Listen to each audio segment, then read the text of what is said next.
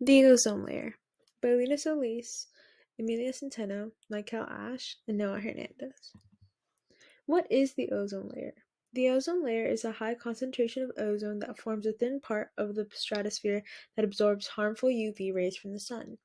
It protects living things on Earth and shields us from detrimental health issues that would exist without the ozone layer in place. Without the ozone layer, living things on Earth would have no protection against the sun's radiation, which would result in crops being damaged, severe sunburns, skin cancer, and the immune system being compromised.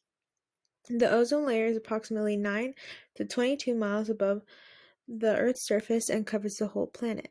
The ozone layer absorbs about 90% of the radiation that makes its way toward Earth and only allows the remaining 10% to reach the Earth's surface. Why is there a hole in the ozone layer? There is no actual hole, but a section of the ozone layer that is thinner than what is normal. This is a problem. There's a thinner section of the ozone layer due to pollution that poses a threat to it. Examples of these pollutants are chlorofluorocarbons, CFCs, chlorine, and bromine. CFCs are compounds composed of chlorine, fluoride, and carbon, and are found in air conditioning, refrigeration, solvents, aerosol cans, and in insulation and packing materials.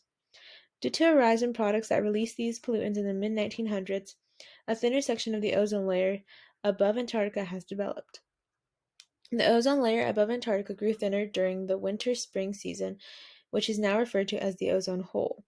As a result of the ozone hole, there is increased UV radiation over Antarctica, reduction of phytoplankton in the ocean, a cooling trend, and increased storms. The ozone hole formed specifically above Antarctica because cold air creates clouds of ice crystals that accelerate ozone loss. So, why does the ozone layer move and change size? Well, as the temperatures change and air circulation routes switch, the size and depth of the ozone will switch as well. In colder temperatures, chemicals will not move around as quick in the air, and therefore ozone will not be produced as quickly. The amounts of ozone damaging chemicals in the atmosphere at a time will affect the size of the ozone as well. For example, CFCs and HCFCs can shrink the ozone layer. Winds that transport these chemicals cause the ozone layer to fluctuate in size over the year. So we know that there's both good and bad ozone, but what's the difference between these two? The stratospheric ozone is the ozone that shields the Earth's surface by absorbing harmful UV radiation. This ozone layer is beneficial for the Earth. Without it, life on Earth would not be able to exist. When ozone forms below the stratosphere at ground level, it's considered bad ozone. This type of ozone is formed from harmful air pollutants like car emissions, power plants, and industrial boilers. Any kind of pollution sources that have a chemical reaction with sunlight can be a source of harmful ozone. Bad ozone has many negative effects on both humans and the natural environment. If a person inhales too much of this bad ozone, it may cause severe heart and lung damage, which can be life-threatening. Effects on the non-human environment include a decrease in agricultural crop yield, lowered likelihood of seedlings surviving to blooming, and an increase in susceptibility to disease. How is the ozone hole different from global warming? The ozone hole is a region of the ozone layer in which there is depleted ozone. Global warming is the overall warming of the Earth's climate, which happens over many years. More recently so, it is being induced by human activities at an alarming rate.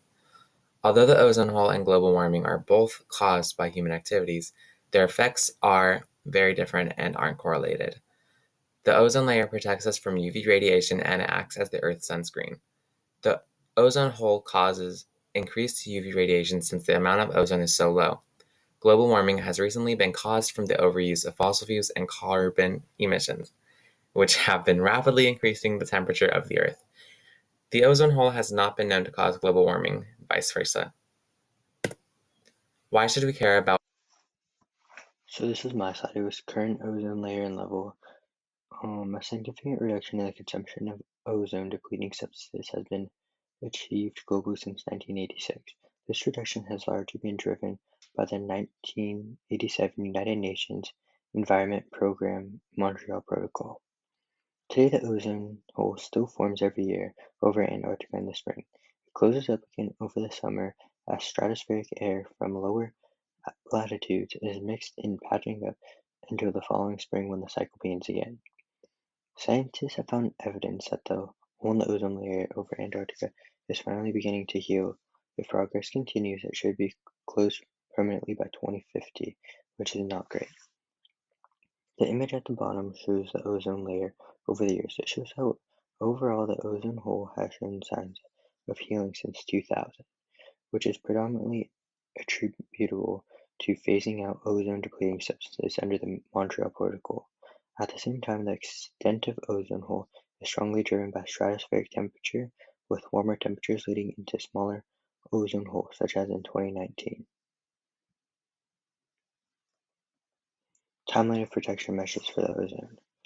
1977, the World Plan of Action on the Ozone Layer adopted by UNEP Governing Council calls for intensive international research and monitoring of the ozone layer. 1985, Antarctic hole. British Antarctic Survey scientists report on the recurring springtime ozone hole over Antarctica. 1987, Montreal Protocol adoption. The Montreal Protocol is adopted on 16th September. The day is marked globally as the International Day for the Preservation of the Ozone Layer since September 16, 1995. 1988, first control measures. The first set of control measures under the Montreal Protocol take effect for developed countries. 1990, ozone phase-out begins. Implementing agencies commence ozone phase-out activities with funding from the multilateral. Hey, Miss Bong. Okay, so I'm gonna interview my friend. Her name is Audrey. And okay, so Audrey, hi. Hi. Okay, so what do you know about the ozone layer? The ozone layer, like of the sky. Is that what Yeah, you're talking about? the ozone layer. I just know that it's a layer within like the sky, and that it's very important for us to keep it there and to keep it like safe. Okay, is that it? Yeah, that's about it. Got it. Hi guys, we're back. Okay, so now we have Audrey and my mom. Mommy, I need this. She's gonna be a translator because my mommy doesn't speak doesn't speak English. No hablo español. Okay, so mommy, what do you know about the ozone layer? And don't shout at my dog. Es la capa que está en la atmósfera que nos protege de los rayos ultravioletas del sol. Okay, so her mom said that the ozone layer is a layer of the atmosphere that protects us from the ultraviolet lights That's it. From the sun. from the sun. Yep, that's about it. Ya.